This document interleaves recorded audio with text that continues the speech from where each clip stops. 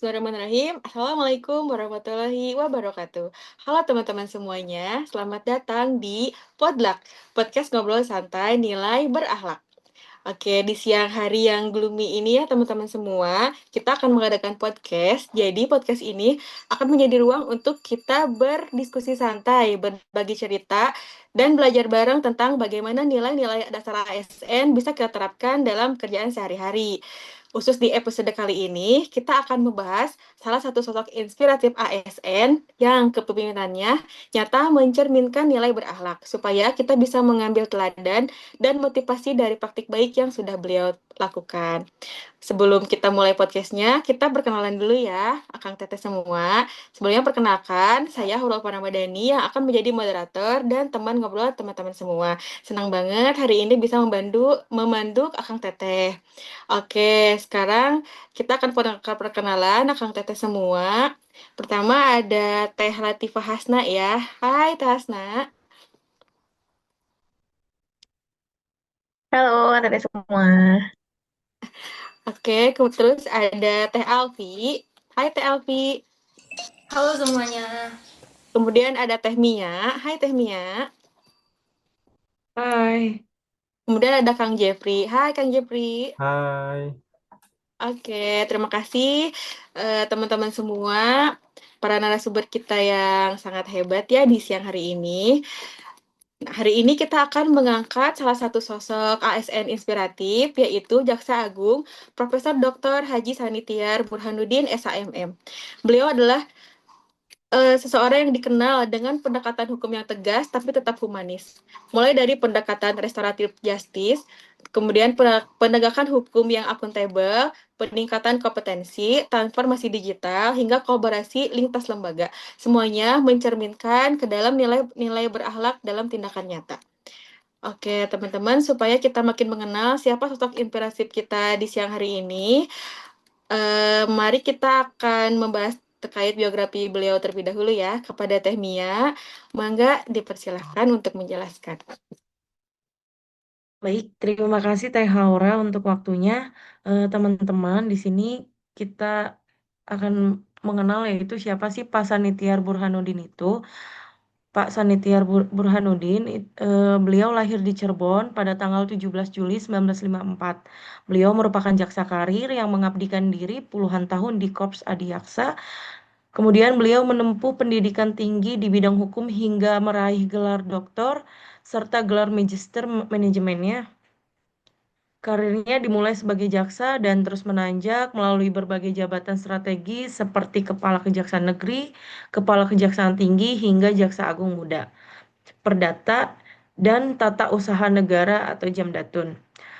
Atas rekam jejak dan integritasnya, beliau juga dipercaya oleh Bapak Presiden Joko Widodo sebagai Jaksa Agung Republik Indonesia sejak tahun 2019 pada tanggal 23 Oktober dan kembali dipercaya menjabat pada periode berikutnya. Mungkin itu biografi yang dapat kita ketahui dari Bapak Burhanuddin.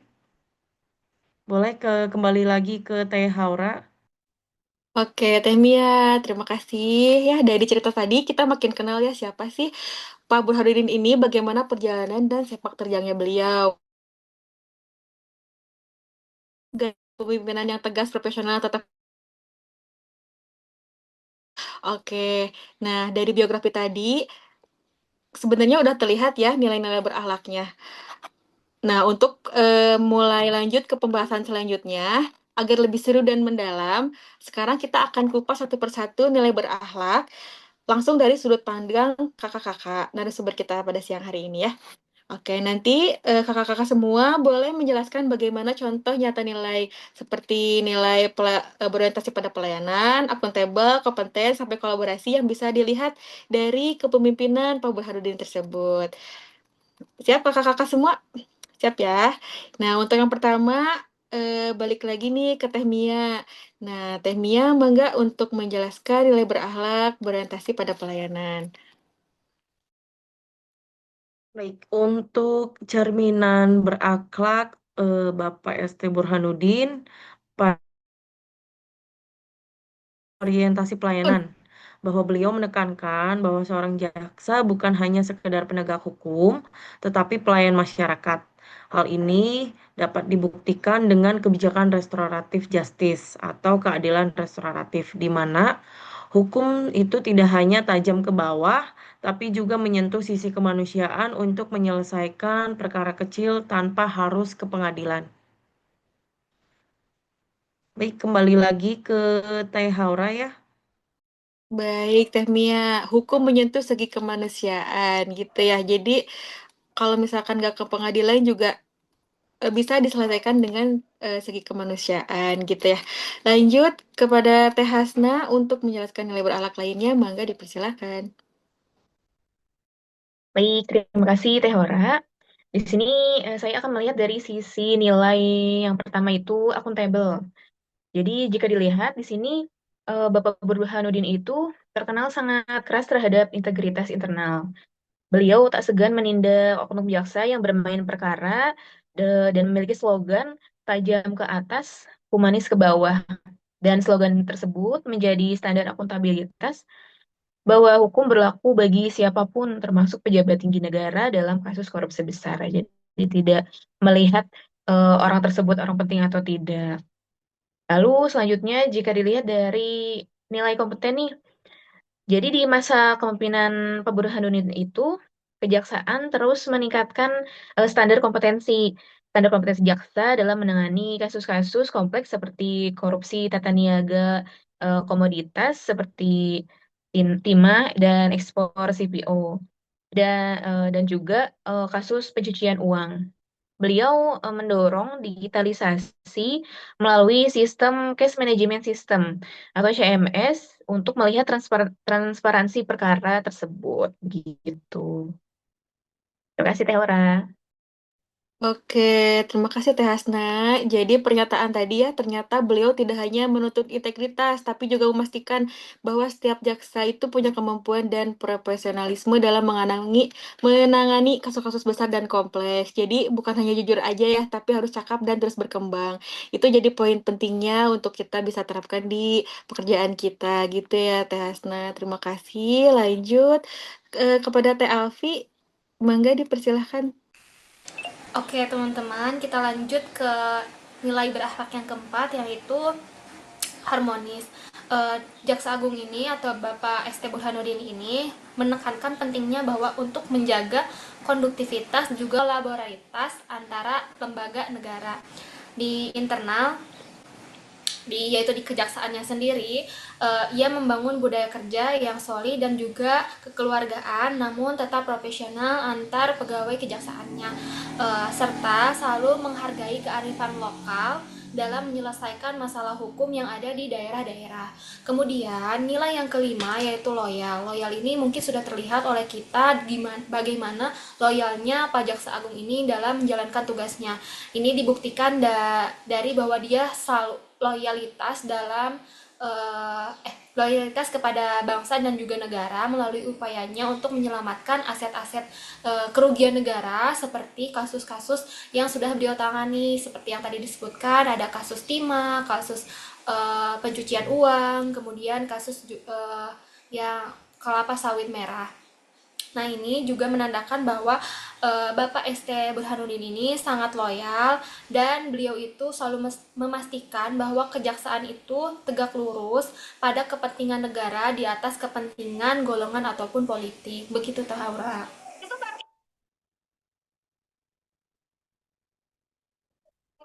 Oke, baik Teh Alfi, penjelasannya sangat insightful ya. Dari pemaparan tadi kita bisa lihat kalau ternyata nilai harmonis dan loyal itu benar-benar terasa pada kepemimpinan Pak Burhanuddin. Beliau mampu membangun kerjasama yang solid, menjaga hubungan baik antar lembaga, sekaligus tetap tegak lurus mengutamakan kepentingan bangsa dan negara di atas kepentingan pribadi atau golongan. Jadi tidak pandang bulu ya, siapapun bisa ditebas kalau melanggar hukum. Gitu ya, Teh Alfi. Baik, lanjut selanjutnya ke Kang Jeffrey. Mengapa Kang Jeffrey bisa persilahkan? Baik, terima kasih Teh.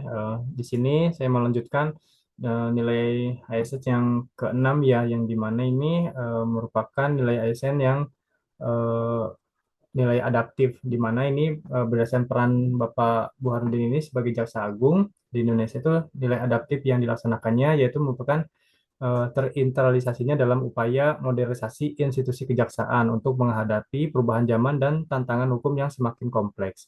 Nah, di sini juga ada beberapa nilai yang dilakukan yang dimana itu penerapan teknologi atau digitalisasi dalam penegakan hukum. Bapak Burhanuddin itu mendorong penggunaan teknologi informasi untuk mempercepat dan mempermudah akses layanan hukum seperti itu. Dan berikutnya ada transformasi dan inovasi di tubuh kejaksaan, di mana menginisiasi perubahan budaya kerja insan adiaksa agar lebih proaktif, inovatif, dan kreatif dalam menyelesaikan perkara. Dan selanjutnya ada penyelenggaraan kegiatan secara hybrid. Di sini melaksanakan rapat tuh tidak hanya tatap muka ya, dan di sini juga dilakukan secara hybrid, yaitu sebagai bentuk kecepatan beradaptasi dengan situasi yang sekarang serba digital ya, seperti itu. Untuk selanjutnya pendekatan hukum humanis, di mana itu mengubah paradigma penegakan hukum yang tidak lagi kaku, yang melainkan mengedepankan pendekatan humanis yang berbasis pada nilai-nilai Pancasila. Dan yang terakhirnya ada antusiasme terhadap perubahan atau ini masuk ke dalam core value berakhlak, di mana itu menekankan bahwa nilai ASN itu termasuk adaptif, bukan sekedar jargon, melainkan perilaku sehari-hari yang harus diterapkan untuk meningkatkan kapasitas dan kapasitas diri dan organisasi. Nah, untuk yang terakhir dalam nilai berakhlak tersebut yaitu ada kolaboratif. Di sini Pak Burhanuddin ini ada bentuk kolaboratif yang dilakukan, yang dimana itu kolaboratif institusional, yang dimana itu Kejagung ini di bawah kepemimpinan Bapak Burhanuddin ini aktif dalam bekerja sama dengan KPK, Polri, BPK, BPKP dalam penanganan kasus korupsi besar. Nah, fokus pada makro korupsi juga seperti kasus Jiwasraja, Asabri, dan membutuhkan koordinasi lintas lembaga seperti itu. Nah, untuk kolaborasi selanjutnya itu ada kolaborasi akademik, di mana ini bentuk kolaborasi dengan perguruan tinggi yang dilakukan melalui seminar, diskusi hukum, dan forum akademik, yaitu bertujuan untuk memperkuat dan pemahaman publik tentang hukum dan keadilan seperti itu. Dan yang terakhir itu ada kolaborasi komunitas yang dimana komunitas Jaksapedia ini turut mendukung dalam dan mengapresiasi langkah Bapak Burhanuddin tersebut dalam penegakan hukum. Nah, ini kolaborasi dengan komunitas hukum dan masyarakat sipil memperluas dukungan publik terhadap agenda dan pemberantasan korupsi. Seperti itu nilai-nilai ASN yang dilakukan oleh Bapak Burhanuddin tersebut. Mungkin cukup dari saya untuk nilai ASN-nya. Terima kasih. Wah, baik Kang Jeffrey. Terima kasih atas penjelasannya. Dari tadi yang disampaikan bisa kita lihat ya bagaimana Pak Burhanuddin ini menerapkan nilai adaptif dan kolaboratif yang sangat melekat. Beliau mampu mengikuti perkembangan zaman lewat digitalisasi sistem, kemudian aktif membangun kerjasama lintas lembaga untuk memperkuat penegakan hukum. Oke, artinya memang ASN itu emang harus dituntut untuk terus belajar ya, terbuka dalam perubahan, dan tidak bisa bekerja sendiri. Jadi harus ada kolaborasi untuk pelayanan yang lebih baik lagi. Seperti itu. Nah, terima kasih nih teman-teman semua untuk Teh Mia, Teh Hasna, Teh Alfi, dan Kang Jepri atas penjelasan dan pemaparan tadi ya. Sangat terasa ya jika ternyata nilai-nilai berakhlak itu bukan hanya teori atau tulisan di modul aja ya, tetapi bisa dan harus kita benar-benar terapkan di kehidupan nyata kita dan kita bisa lihat dalam kepemimpinan Pak Burhanuddin tersebut. Mulai dari pelayanan yang humanis, integritas, kompetensi, sampai kolaborasi, semuanya saling melengkapi dan bisa jadi contoh konkret buat kita sebagai ASN. Oke, tidak terasa udah di penghujung acara ya. Semoga apa-apa yang sudah kita bahas hari ini tidak cuma hanya kita dengar dan kita pelajari bersama, tapi juga bisa kita terapkan di lingkungan kerja kita masing-masing. Baik teman-teman semua, untuk mengakhiri siang hari ini ya, ada sedikit pantun dari saya. Nanti bisa open mic bilang cakep ya teman-teman semua. Oke, kita mulai. Pergi pagi membeli ciki. Cakep, Cakep, Cakep. Hingga sebentar membeli roti. cakep. cakep. Terima kasih Cakep. sudah bersama di Podluck hari ini. Semoga nilai berakhlak selalu hidup di hati. Oke, terima kasih. Sama, terima kasih. Terima kasih Terima teman-teman kasih, Terima semua. kasih. Teh. Ya, sampai bertemu lagi di podlak-podlak selanjutnya. Semoga kita semua tetap diberikan kesehatan dan bisa menerapkan nilai-nilai berakhlak di kehidupan kita sehari-hari. Mangga teman-teman semua, saya akhiri pertemuan siang hari ini. Wassalamualaikum warahmatullahi wabarakatuh. Dadah. Waalaikumsalam warahmatullahi wabarakatuh. Waalaikumsalam warahmatullahi Bye-bye. Terima wabarakatuh. kasih Terima semuanya. kasih. Wassalam.